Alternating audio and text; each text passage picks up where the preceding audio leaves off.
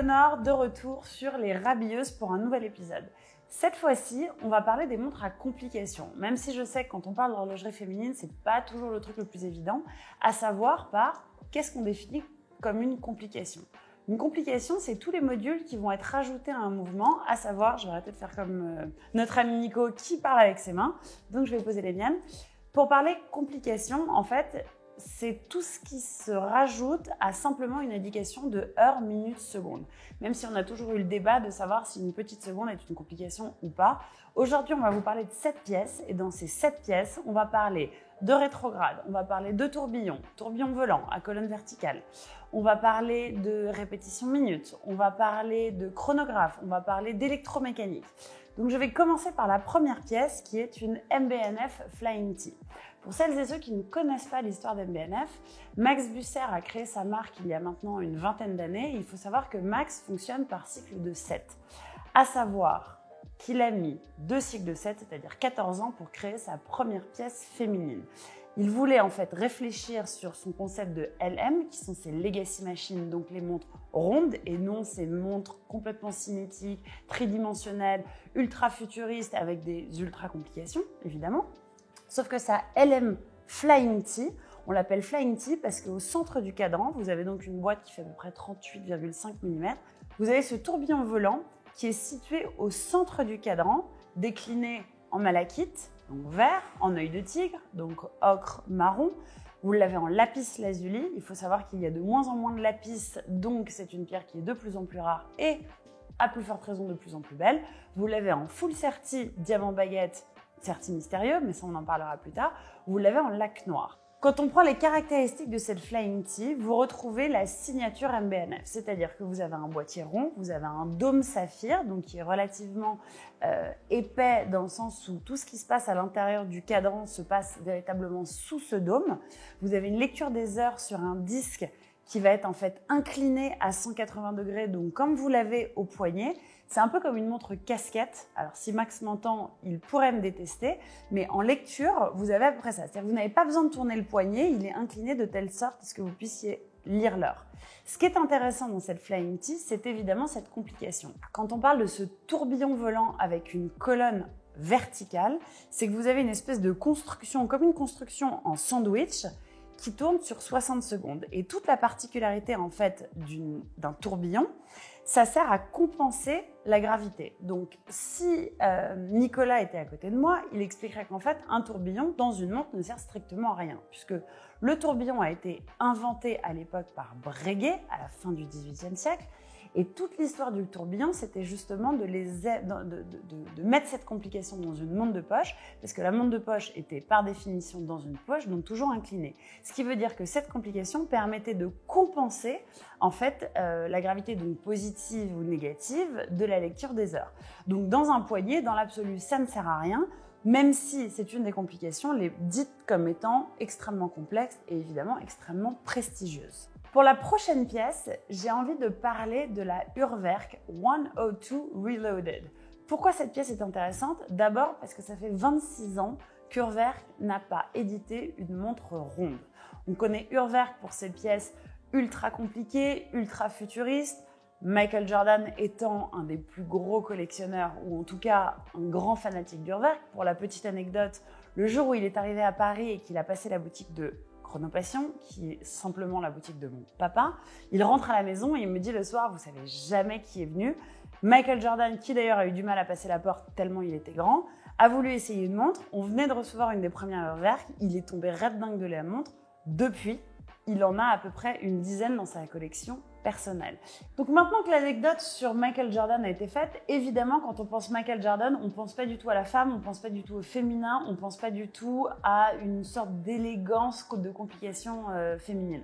Sauf que si on repense à Urwerk et à ce qu'ils ont pu faire en complication féminine, on pense à la Lotus qui était la UR106, qui était une pièce beaucoup plus affinée, sertie de diamant, soit en version noire, soit en version blanche. Et ce qui est intéressant sur cette pièce, c'est qu'en fait, la Lotus arborait une heure satellite qui était une signature emblématique de la marque, avec 3 satellites des heures qui gravitaient dans le cadran pour former en fait la plus graphique des fleurs horlogères. Donc c'est vrai que quand on si on fait un parallèle entre cette montre-là et la 102 Reloaded, il y a un vrai gap. Mais ce qui est intéressant, c'est que évidemment, on repart sur une montre ronde, disponible en titane, vous l'avez en grise ou vous l'avez en noir.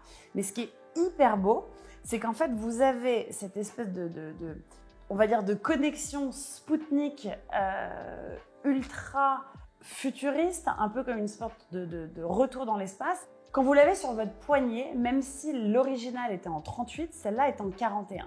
Ce qu'on retient, c'est évidemment la légèreté sur le poignet, mais une fois que vous avez la lecture de l'heure, vous avez ce guichet en fait de l'heure qui vous permet de lire évidemment l'heure actuelle. Et par rapport à la lecture des minutes, vous avez en fait cette espèce d'aiguille qui passe de 0 à 60 avec au zénith évidemment 30 minutes. Mais c'est extrêmement subtil puisque c'est une sorte, on ne va pas rentrer dans l'explication ultra complexe d'Urwerk, mais on parle d'une heure vagabonde alors qu'on pourrait parler d'une rétrograde comme la prochaine que l'on va mentionner. Une des raisons pour laquelle je voulais vraiment parler de cette pièce, c'est que pour une fois, vous avez une montre qui est ultra mécanique, ultra horlogère, ultra compliquée, d'une marque indépendante, que vous risquez de voir sur très peu de poignées. Mais si vous y arrivez, chapeau bas. On en a déjà parlé cette année dans mes coups de cœur post-Watches and Wonders, mais cette année, chez Vacheron Constantin, on est sur l'année de la rétrograde.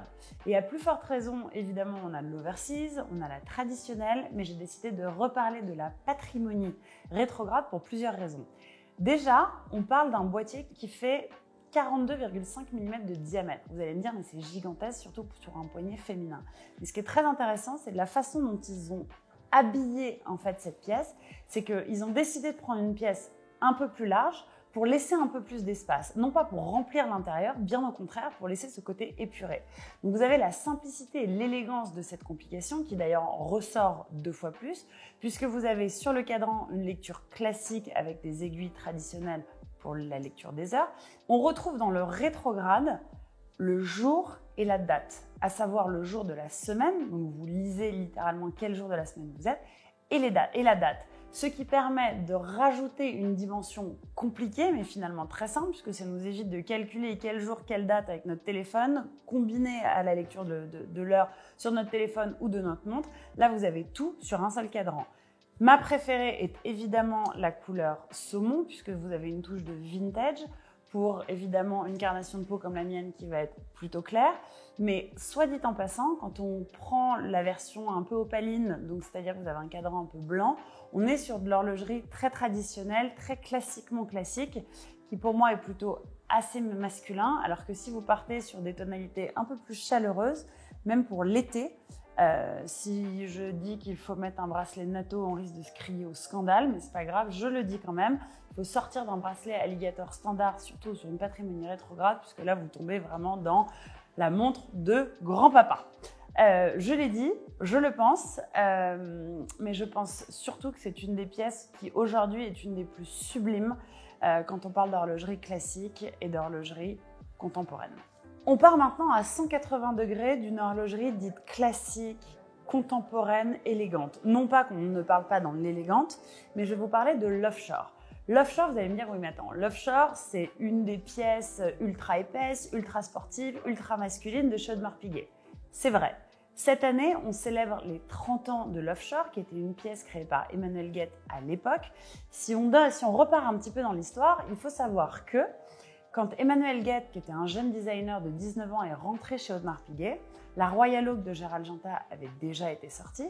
Et cette Royal Oak était extrêmement fine, élégante, c'était la montre sportive de l'époque. Steven Urquhart, qui était donc le CEO d'Audemars Piguet, voulait quelque chose d'un petit peu plus sportif, d'un petit peu plus épais. Fast forward 5 ans plus tard, après pas mal de prototypage, après pas mal de tests, Jacqueline Dimier, qui était à la tête du studio de création de chez Audemars, dit « il est hors de question, cette pièce est épaisse, elle est vulgaire, elle est ultra masculine ». Sauf que c'était exactement le cahier des charges qui avait été demandé à Emmanuel. Emmanuel vient avec cette pièce en disant « voilà, j'ai dessiné une montre qui est faite pour les hommes, portée uniquement pour les hommes. C'est une montre un peu macho. Évidemment, on n'aurait pas du tout pu avoir ce discours aujourd'hui, mais fast forward il y a 30 ans, c'était beaucoup plus accepté.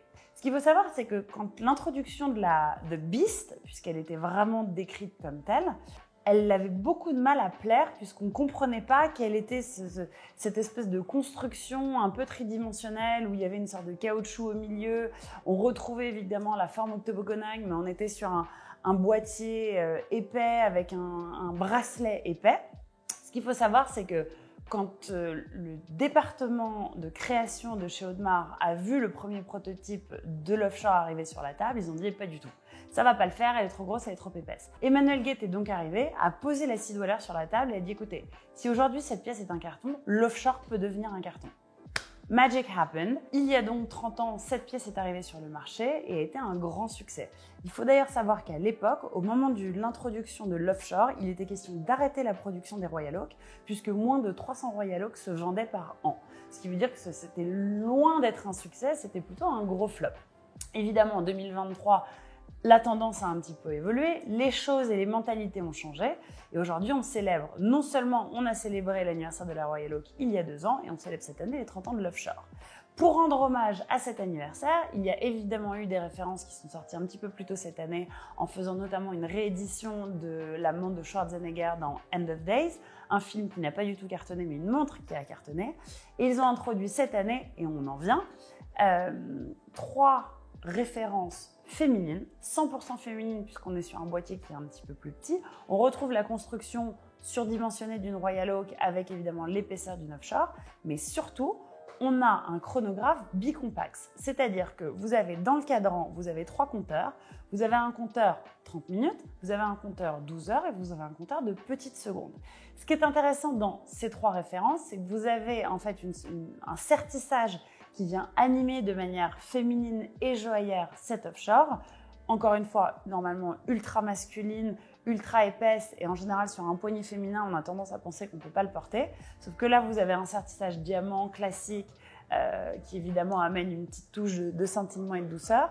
Mes 2 préférés restent les 2 autres versions serties avec une version rainbow, bien évidemment, ce qui est devenu une des signatures de chez AP, mais surtout un sertissage un peu jamaïcain, dans le sens où vous avez du bleu, vous avez du saphir bleu, vous avez du vert, vous avez du jaune, vous avez du orange, ce qui dénote un petit peu de ce qu'on va pouvoir avoir en général dans un sertissage, notamment chez Audemars. Ce que je trouve intéressant sur la version sertie Jamaïque, c'est que ça change un petit peu d'une lunette diamant ou d'une lunette rainbow. Évidemment, quand on parle de complications, un sertissage n'est pas une complication, mais ça vient en fait féminiser et adoucir un chronographe bicompax avec les 3 compteurs que vous aviez dans le cadran où une femme va vous dire ouais mais je ne vais jamais l'utiliser si ce n'est pour chronométrer je ne sais pas quoi et ce serait extrêmement macho ou en tout cas pas du tout féminin ou féministe de dire que c'est pour vérifier le thermostat de la cuisson du gâteau qui est dans le four quand les enfants rentrent de l'école. Je vais absolument pas rentrer dans ce débat là mais ce qui est vrai c'est qu'un chronographe on l'utilise peu, ou en tout cas, ça nous amuse de le faire de temps en temps, mais ce n'est pas la fonction première de pourquoi est-ce qu'on investit ou on achète une montre avec une complication. Soit dit en passant, l'interprétation d'une offshore féminine avec une déclinaison de sertissage et finalement un cadran où on retrouve le motif de grande tapisserie qui est propre à Audemars Piguet vient donner quelque chose de plus moderne, plus contemporain et surtout beaucoup plus sympa pour l'été. On passe sur une des pièces qui, je dois dire, est une de mes pièces préférées et depuis quelques années. Quand François-Paul Journe introduit l'Élégante by FP Journe, c'est-à-dire une sorte de marque en tant que telle, puisque c'était une collection qui ne devait pas rentrer dans sa gamme François-Paul Journe, mais une collection connexe à la sienne, dédiée au poignet féminin, il avait cette approche pour le coup un peu machiste de dire voilà, aujourd'hui les femmes n'ont pas envie d'abîmer leur manucure en tirant sur la couronne pour venir en fait remettre leur montre à l'heure, donc on va créer une pièce électromécanique. Quand on parle d'une électromécanique, c'est-à-dire que vous avez un mouvement de base qui est un mouvement dit mécanique, donc qui fonctionne en fait avec le mouvement donc, du poignet, puisque vous n'avez pas besoin de la remonter. Sauf que ce qui est intéressant, c'est que quand vous posez cette montre, la montre va s'arrêter. Et une fois que vous reprenez cette montre, elle va se remettre à l'heure toute seule. Donc vous avez une sorte de côté magique qui donne en fait une dimension assez intéressante à l'électromécanique que les hommes n'aiment pas forcément puisqu'on est entre du quartz, on est entre du digital et on est entre de l'horlogerie mécanique qui n'est pas considérée comme de la vraie horlogerie. Et pourtant, aujourd'hui, non seulement on a du mal à trouver l'élégante by François Paul Jourde, mais c'est surtout qu'elle a été déclinée derrière sur des boîtiers un petit peu plus gros. Donc aujourd'hui, elle est en 41 pour les femmes et en 48 pour les hommes. Elle a été déclinée en titane, en titanite, qui est cette version un petit peu plus grise foncée, un petit peu plus masculine, mais surtout tellement sublime. 48 étant un peu gros pour un poignet féminin. En attendant la 41 qui a été déclinée de toutes les couleurs, avec soit un insert en céramique de couleur, soit maintenant elle n'existe plus puisque vous avez simplement les deux inserts, les deux lignes de diamants qui vous permettent de lire l'heure. Mais si on repart sur cette complication électromécanique, vous avez en fait dans le cadran cette espèce de trou squeletté qui, pour les non-connaisseurs, diraient « mais c'est un tourbillon ». Pas du tout, c'est justement cette partie de ce mouvement électromécanique qui permet justement une remise à l'heure hands-free sans toucher à la couronne. L'avant-dernière de la sélection pour les pièces à complications, on est évidemment obligé de parler de la Bulgari et de la version Octo Finissimo. Il est vrai que cette Octo Finissimo a été peu plébiscitée par les femmes, pourtant j'en porte une personnellement depuis plusieurs années. Pourquoi? Parce que le jour où vous mettez une Octo Finissimo au poignet, aussi compliquée soit-elle, vous ne pourrez plus jamais porter aucune autre montre. Elle est évidemment avec un bracelet intégré sur une boîte octogonale qui fait évidemment la signature de l'Octo Finissimo. Mais ce qu'il faut savoir, c'est que cette pièce qui pour l'instant n'existe qu'en une seule taille, je suis certaine qu'avec l'introduction de leur mouvement Piccolissimo, qui est le plus petit mouvement rond développé évidemment et breveté par Bulgari, va permettre des développements un petit peu plus intéressants sur des modèles d'Octo Finissimo plus petites. Sauf qu'aujourd'hui, on a un modèle standard en termes de taille. En 2023, il faut savoir que le palmarès de record du monde sur l'Octo Finissimo atteint les 8. Vous avez aujourd'hui, parmi les records du monde de l'Octo Finissimo, vous avez la finesse en termes de chronographe, en termes de répétition de minutes, en termes de tourbillon, en termes de GMT. Vous avez pléthore d'options. Elle existe en or rose, vous l'avez en titane, vous l'avez en céramique. Bref, elle y est pour tous les goûts. Mais ce qui est intéressant et la raison pour laquelle je voulais parler de cette Octo, c'est que vous l'ayez en compliqué ou que vous l'ayez en QP, la QP est d'autant plus intéressante que tout ce qui se passe dans le cadran n'altère pas la finesse et la légèreté de cette pièce. Donc si vous cherchez une complication, qu'elle soit pour homme ou pour femme, vous pouvez avoir un compromis puisque vous avez quelque chose d'ultra compliqué dans une boîte ultra simple. Je ne pouvais pas parler d'un sujet sur les complications horlogères sans mentionner la pièce Chopard Full Strike Saphir.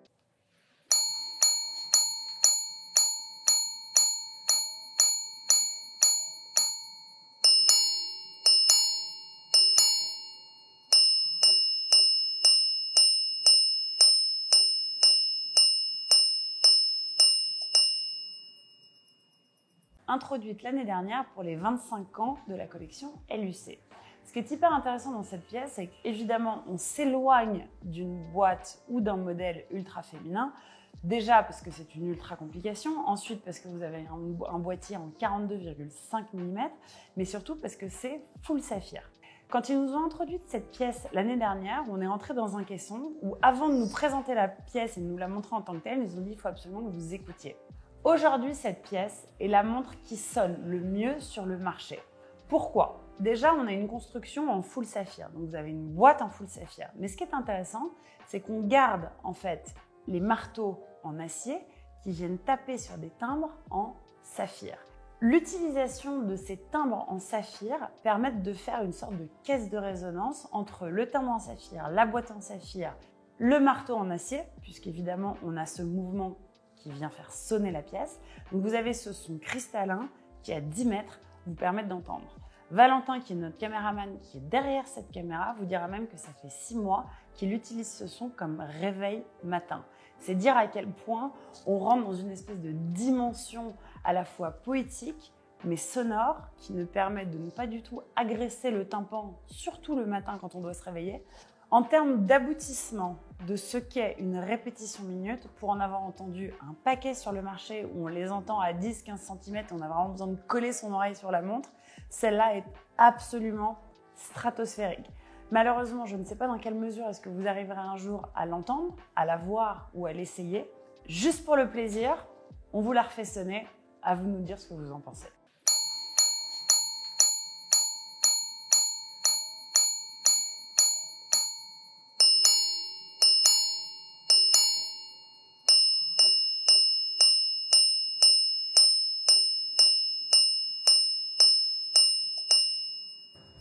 C'est fini pour aujourd'hui en termes de complications, j'espère que ça vous a plu. L'idée était de ne pas rentrer dans un cours magistral de ce qu'est la complication horlogère, parce que dans un premier temps, ce n'est pas forcément ce qui me réjouit le plus, à savoir parler complications, qui est un sujet qui, dans l'absolu, plaît à beaucoup de gens, mais une plus grosse majorité n'en comprend pas la moitié.